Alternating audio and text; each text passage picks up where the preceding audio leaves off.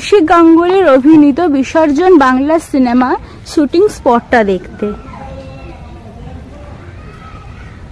চারিদিকটা দেখো কি সুন্দর, পুরো সত্যি মানে এত ভালো লাগছে এখানে এসে।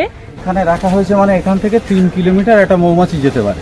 আচ্ছা, তো এখন ধরুন আপনার মাঠের সর্ষের ফুল, ইউক্যালিপটাস, এই দুটো কালেকশন। ইউক্যালিপটাসটা প্রায় হয়ে গেছে আর সর্ষেটা চলছে।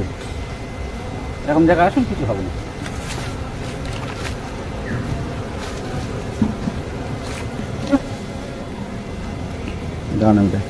এই এই হচ্ছে রানী মাছি, দেখেছেন এই লম্বাটা, এই যে এটা হচ্ছে কুইন বি। একটা কুইন থাকে, দেখেছেন? এই যে হচ্ছে রানী মাছি, যেটা এই দেখুন, এই হচ্ছে পুরুষ আর এই হচ্ছে রানী।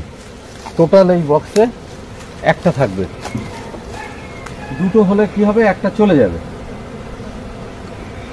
একটা আবার ঝাঁক চলে যাবে। এবং এই চাকে মধু কোথায় হয়?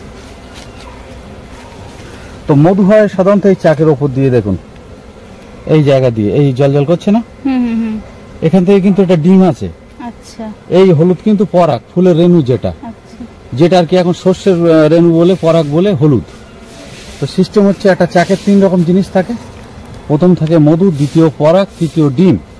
তো আমাদের কালেকশন হচ্ছে মধু। আমরা মধুটা কালেকশন করে বিক্রি করি।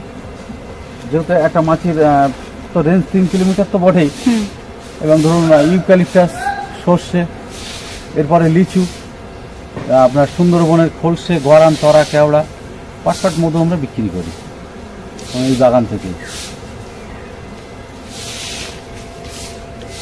এখানে কিন্তু অনেকগুলো এরকম মধু বের করার যে জায়গা রয়েছে। দেখো, তোমরা এখান থেকে ভিডিও পজ করে ভিডিওটার স্ক্রিনশট নিয়ে নিতে পারো। এখানে ওনাদের নাম্বার দেওয়া রয়েছে,